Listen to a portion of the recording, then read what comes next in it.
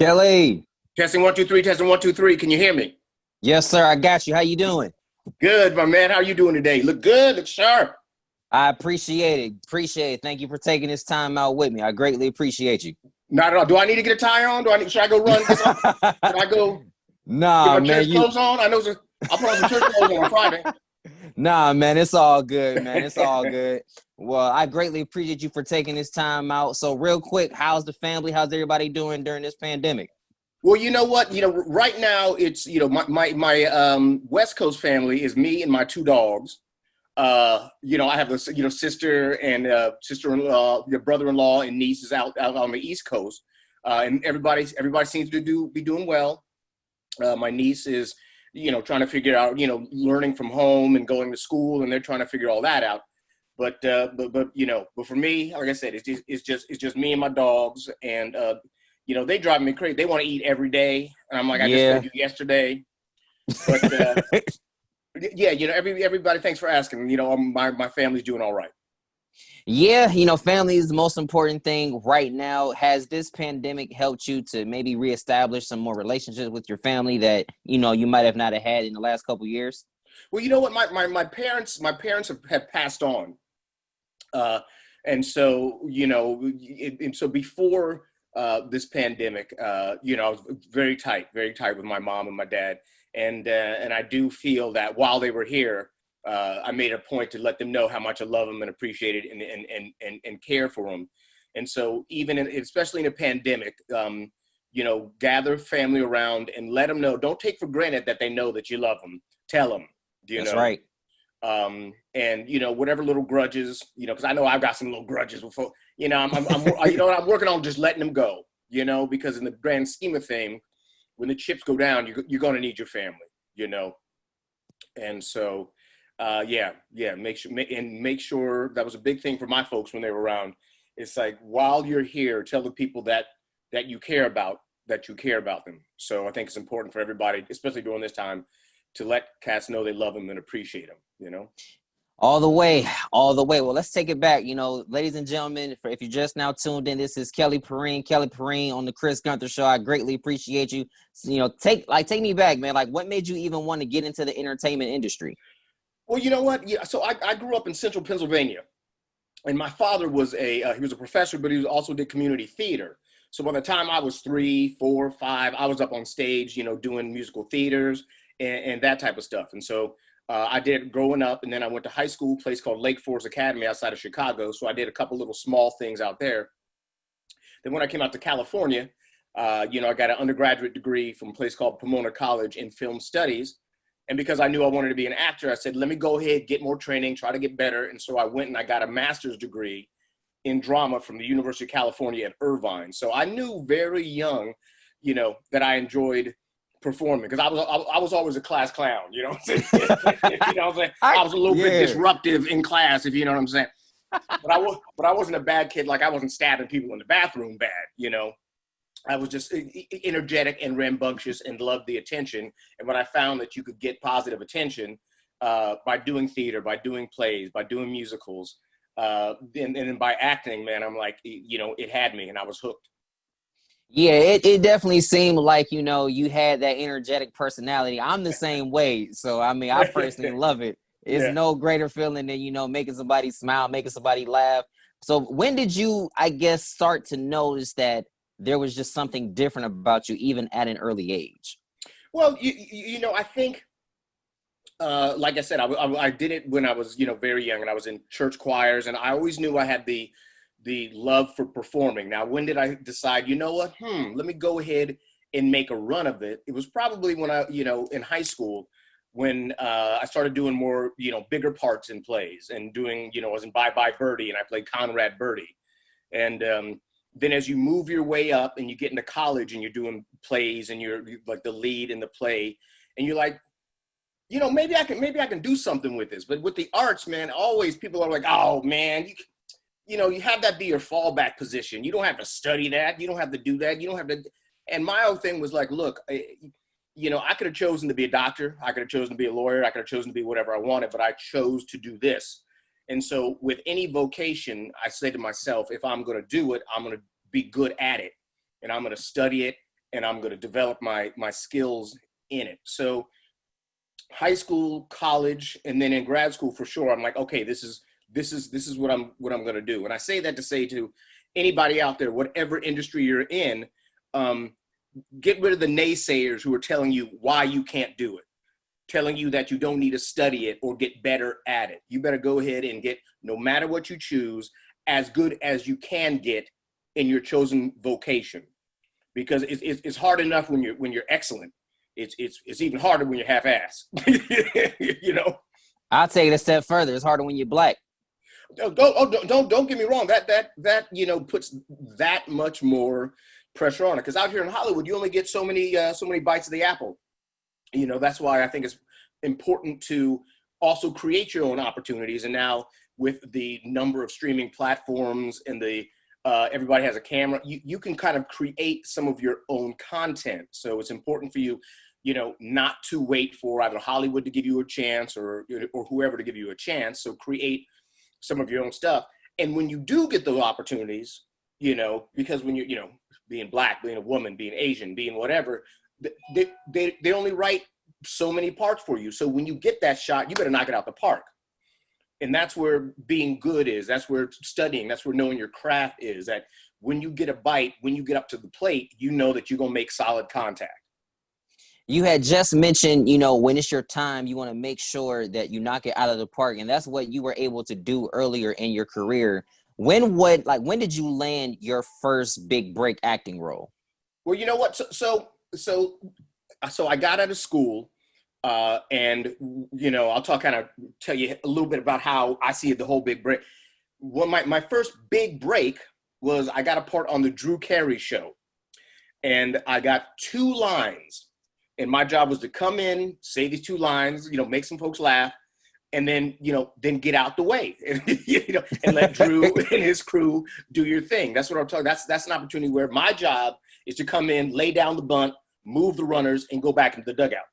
But those 2 lines became 4 lines because, you know what, hey, they like me. Let's bring them back as Chuck the security guard. They knew I was going to be on time. They knew I was going to know my lines. They knew I was going to be enthusiastic about being there. And so those 4 lines turned into 8 lines. And so one episode turns into, you know, over the course of the Drew Carey run, like 40 episodes. So that was kind of my first, you know, little stair-step break getting into Hollywood. One of my big breaks, I think, you know, that a lot of folks know me from is One-on-One. Oh, we definitely gonna hit on that. We're definitely gonna hit on that. I can promise you that. I mean, I did before One-on-One. My next big break was when I did Between Brothers with me and Kadeem Hardison and Tommy Davidson. I loved watching that. Man, that was so fantastic. You know, like I said, I was about a year or 2 out of school, and I'm like, oh man, look, that's Tommy Davidson from In Living Color. In Living Color, yeah. Yo, hey, look, man, this whole cat from, you know, a different world. Oh, Dondre, I've been watching him forever. And then I'm like, and me?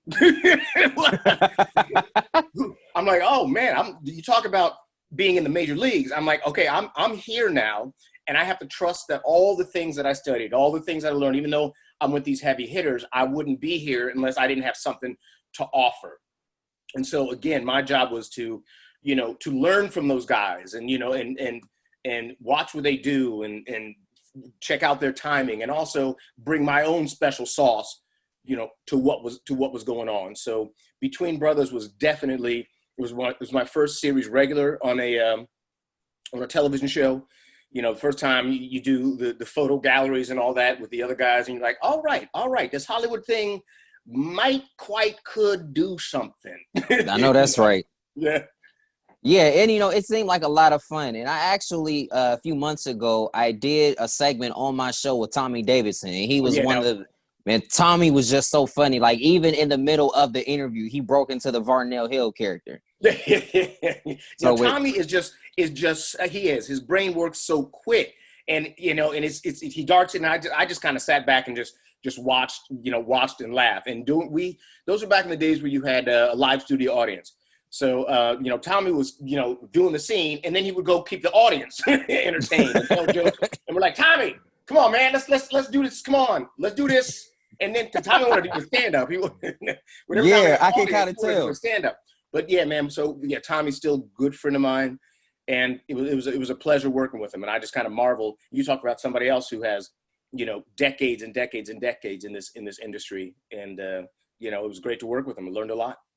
Got to give a huge shout out to him. I hope he sees this because he gave me one of the biggest interviews I had this past summer. So, oh, Mr. nice, Davidson, nice. Yeah, appreciate you, man. Nothing but love. Tommy will be, is a real genuine cat. Oh, yeah, he definitely is. And, now this transition, everybody is excited. One-on-One is on Netflix. It is officially back. Real quick, how did you even land that role as Dwayne? Well, again, it's one of those things where I think I was just off of Between Brothers. So luckily some folks kind of knew who I was.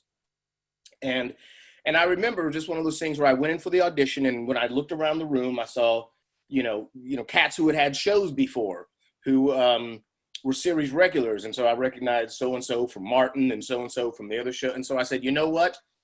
Again, it's good because that means I'm in their company. That means I'm being looked at as someone who can carry my weight with these cats. And I just kind of went in there and I had my take on it. I had my hat because you all know my hat. Had my hat on, and I just kind of went in there, and and I was Dwayne Odell Knox. And I don't think like the height difference between me and Flex, and so it's like I said, I auditioned a couple times, and the rest is history. I don't think there was any episode that Dwayne did not have his hat on. Was that like his trademark?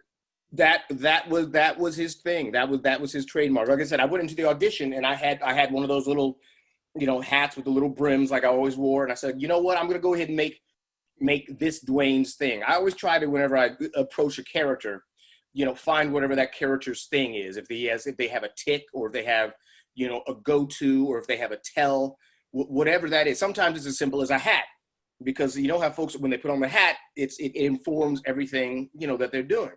So for Dwayne, I'm like, let me go ahead and throw this hat on him and see, what that brings out, because a lot of folks, back in the day, everybody wore hats.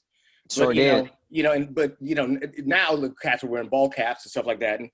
But the little character thing of the hat I chose, I think people really resonated with, because they're like, you know what, that little quirky dude ain't afraid to go out looking like that. So yeah. How much fun? How much fun was it to be a part of One-on-One? You know what? It was amazing. Like, once you decide, you want to be in Hollywood, once you decide you want to be an actor, and like I said, I'd always been a class clown and a funny guy, and I'd like to do the comedies. Once you land something, and so you got a job every week, you're going to make people laugh. Some of the pressure of having to audition all the time is kind of off of you, because you do the first season and they go, hey, you know what? You got picked up for a second season. So that's when the shoulders kind of go, oh, like I can pay some student loans, And so, and again, it's like, it becomes like family. I was, Dwayne and I, Flex and I played the adults, and, Kyla, when we first did it, was 13 or 14. The other kids were 15, 16, something like that. So in a way, I was their uncle. I really was trying to, teach them on the set how to be professional, how to get your work done, how to, not get your head too big because you're now on a hit show, but, keep it focused and do your work. And so there's nothing better than being, part of an ensemble who likes each other, who likes being at work every day. It's not a question of, oh, I gotta go to work. It's, oh man, I get to go to work, So there's no better feeling. There's no better feeling. Speaking about One-on-One, I did an interview with Robert Richard, who played Arnez. Got to give a huge shout out to him, man. He was definitely the most energetic person, and he was just such a down to earth guy. And we had talked about how much fun it was for him working on that show. Was like, out of all of your castmates, who would you say you were the closest with during that time? Well, it's funny because, again, like I said, Flex and I were the two adults. And so I was close with all of them, but with the three kids, I had a special bond with, because in some ways, I'm not married, I don't have kids, but they became my surrogate kids. Yeah. not only on the show, but in life, because, I've been in Hollywood long enough to know that if you're blessed enough to be on something, you don't know when it's going to end. So you might as well, take the blessing every day and not overlook it and think that it's going to last forever. Or so it was, kind of my job on the show to raise these kids. And it was kind of my job in real life to help these young adults become, productive, hopefully happy, successful, professionals, because I wanted them to have a long, and I wanted a long career in Hollywood, but I also wanted them to be able to, know how to be on set, know how to, talk to the cameramen, the camera people. And I wanted them to also, learn. So, because if one day they wanted to direct, they can kind of understand how the mechanics of the industry work. So I had a bond with them because in some ways I wasn't just their acting partner. I was a teacher, as well. Flex and I had a great relationship, but we're adults. And so ours was just like a cool working relationship. But for them, I was trying to be like, okay, I want to make sure that, I can impart and pass on whatever little bit of wisdom about this industry as I can. So I was very, it was my pleasure to try to impart some of that, to those young professionals. Definitely. Once again, ladies and gentlemen, this is Kelly Perine on the Chris Gunther Show. We're not done yet, y'all. So y'all go ahead and Don't go nowhere. Don't go nowhere. Don't wrap it up, Chris. Come on now. Don't worry, baby. I got you. And, one of my favorite episodes of One-on-One was the singing contest when you and Flex, old high school guys, y'all got together and you guys were singing Open Up and Let Me Into Your Heart. And, you were trust me, I'm a fan of the show. Okay. I understand. I've seen every episode. Out of all the episodes that you guys did, which one was your favorite? Well, I'll tell you what, that, the one you're talking about, that's a great episode. And I think, Carlton from The Fresh Prince, Alfonso Ribeiro was actually. Ribeiro. Yeah, he was singing Super Freak in the beginning. Well, I think. But one of my favorites was when we had, I'm sure you remember, when we had Smokey Robinson on the show. He played your dad. Yeah, the Smokey Robinson played my dad. And first off, it was an honor to be on set with, the legendary, Smokey Robinson. And the fact that he was playing my dad, the fact that we, got to do a number of scenes together over a number of episodes. But the story arc was that, I was one of his two Dwayne children.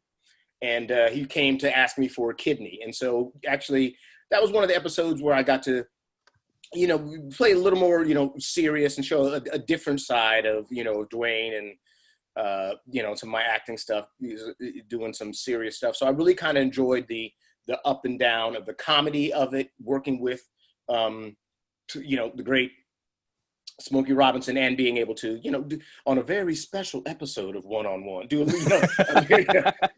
get a little serious for a couple scenes. So that was fun. Yeah, it definitely did seem like it was fun working with like Smokey, and then like there were several more guests that guest starred. We had like Smokey was on there, Alfonso, like I said, was on there. Y'all had Lisa Leslie too, and y'all had Common. Yeah, we had Common on there, and this is cats who were were big at the time and were just down to earth. They're like, hey man, I'm happy to be on the show, and we're like, we're happy to have you. So it was a mutual love fest for So for me, it was fantastic because, like I said, man, I'm from Central Pennsylvania, and so to be here in Hollywood doing this, it's sometimes I'm like, is this real? Is that Common? Is that Common right there? Is that Smokey? If I told my parents that Smokey Robinson, was going to play my dad, and they went out of their minds, and I'm like, I guess this is, I'm out, like I said before, I'm out here hanging with some big name talent, and I was honored to be there, and just the list of guest stars that came onto their show. People will get a chance because now it's on Netflix. Watch it, you'll be like, oh, he was on the show, she was on that show. Damn, yeah, we got some good people. Yeah, you guys really did. Like, first things first, how much in terms of just excitement, like how much of that, guys, did you feel once you found out Netflix wanted to pick up One-on-One and wanted to show it to everybody? Oh, well, look, I found out about 2 or 3 months ago that they were thinking about it. And so I had, until they, they said it's a go. I've been like, okay, we can be on Netflix. All right, calm down, take a breath. I took the water, had a splash on my face. Calm down now, calm down, because it's almost like found money in that, not money because it's finding $100 bill on the ground, because we had done that so many years ago and kind of let it go and stayed in touch. And they called and said, hey, I think we're going to have a chance to bring this back. And so I remember, just crossing the fingers. And then once they said it's a go, that's when I was like, man, I got to text everybody. Things like, I was texting everyone. We're on Netflix. We're on Netflix. We're on Net. So, man, and just as it got closer and closer, because, and I like to thank Netflix and Strong Black Lead, because they brought back about 7 of those shows that had. Shout out to them. Positive African-American characters. Like I was saying, I think it was positive to have strong, African-American male role models who weren't misconstrued as thugs. We had a couple episodes where I think we did deal with, some heavier topics, but it's a good time now for folks to revisit some of these shows, maybe to reboot some of these shows. Hint, hint, whoever.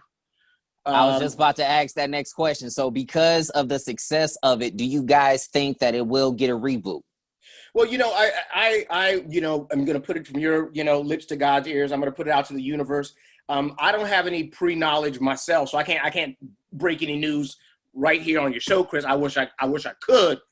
But I believe that I think people are seeing the chemistry that the one-on-one crew had, the fun we had, the positive spin that we put on stuff. And I think 20 years later, seeing us all back together again, I think a lot of folks would find that a very positive thing and would watch. I'm sure they would, because I was devastated when, first of all, we still have to ask you. I was devastated when your character and Spirit's character were written out of the show, and then Arnez and Brianna transitioned to Cali. Why was that? Like, why did they write you guys out? Well, look, man, I've been in this industry a good long time. Some of it's politics. Sometimes it's a new regime comes into a network and they go, you know what, we're trying to shift it up. Sometimes it's analytics. They're like, okay, you know what, we're trying to go for a younger audience. So we're going to, fill the, cast with younger people. Sometimes it could be, okay, there's time to renegotiate contracts. They want how much? Bring in some younger kids. I don't know. That's kind of above my pay grade. I just know when I was there, I had a fantastic, 4 years. Great chemistry. I think people will see it when they watch the show. But some of those decisions, are just out of my control and out of my hands, and are network decisions that don't necessarily, they didn't, call me and said, "Hey, Kelly, are you cool being written out?" No. Okay, thank you. See you in 20 years. No, I didn't get any calls. They just called to say, "Hey, thanks." Well, even though you guys didn't make it into the 5th season, you personally continue to work. You continue to do so many more amazing things. What were some of the projects that you were doing even after one-on-one was over with? Well, again, I've been lucky to stay working. And I think part of that is because, like I said, I see myself as a journeyman actor, and I'm, not too big to play small roles or not. My hit. I'm out to work. I'm out to have fun. So I've been lucky enough. I just got off a show on Nickelodeon called Night Squad that I did 2 seasons on. And so, the good folks at Nickelodeon were fantastic to work with. I was on Dog with a Blog for a while. I do a lot of kid stuff. People, I think, I'm always the wacky uncle or the crazy neighbor or the or the principal that they can beat up and throw in the water and hit, stuff like that. I also write and produce and direct my own stuff. So I have a number of feature scripts, feature comedies that are, being shopped around, and we're going to produce and shoot them. But this year marks 26 years in Hollywood, and that's a blessing. Again, it is, and I also often get people come up and go, "Hey, man, I grew up watching you," and I'm like, "Man, shut up." Yeah, man, I was in my teens. I guess maybe if I've been here for 20, 26 years and you're 33, 34. I guess so. And so it just kind of blows my mind that there's a generation of people that, that they grew up watching me. And so as somebody, again, who's a humble kid from Central PA, it kind of blows my mind that kids come up and we go, hey man, I just want to thank you for, being a positive part of my childhood. I'm like, am I your dad? Do you need money? Do I owe child support payment? No, man. And so, no, I feel very, very, very lucky that I have been able to make people laugh and do that for, 2.5 decades. What advice would you give to those young actors that want to follow in your footsteps? Well, again, I think, if you're talking about actors or if you're someone who believes that you want to, become an actor, and you have that drive and that passion, I say immediately go audition for a theater company, go audition for your school play. Start to think about the craft critically. Watch television and say, hey, what characters do I, identify with? Why? Which actors, do I like? Why? Which parts could I get? Why? And start to get into some acting class. I could talk about my schools all the time, but I'm a huge, proponent of being trained, of either getting trained at your local theater or trained in school or trained in high school at your theater company, get part of it, write your own play. I think because once you get here, this is the biggest pond in the world for entertainment and for actors. And so, like I said, I remember the first time I got out of school and I went into, an audition, and in school I did well. I got a lot of parts. I did a lot of stuff, and I was one of the few Black kids. So, in terms of diversity, I was kind of it in terms of, and so one of my first auditions, I walked into the room and I looked around and there was about 45 short, chubby Black dudes in the room. I'm like, there's 45 of you in LA, let alone in this room? And they go, yeah, this is just the morning session. And the evening session was going to have that many, more people. So, if you're an actor, an artist, you have to first, get good. Then you have to decide that you're worthy of putting yourself out there and saying, I'm worthy of, getting these auditions. I'm worthy of being an actor. Because there's going to be a lot of people telling you why you can't, a lot of people telling you why you shouldn't, a lot of people telling you you ain't nothing. A lot of people say, why don't you go ahead and try to become something easier? It's hard out there. Don't do it. And a lot of times, God bless those people, because you know what, they do know it's hard, and they're trying to, in some ways, help you from getting hurt. But there's also voices out there, and so don't be mad at them, necessarily first thing, but there are also voices out there and voices you hear that say, you know what, I just have to do this. It's just I just plain and simple feel best about myself when I'm acting, or when I'm playing the violin, or when I'm painting, or when I'm, working on the numbers because I'm a Wall Street guy, or when I'm making somebody feel better because I'm a doctor. It really doesn't matter. I am an actor because I just had to be. I looked around, I saw the different, jobs people could have, and I go, I want to do this, and I'm going to do this, and I'm going to work hard and train and become worthy of doing this.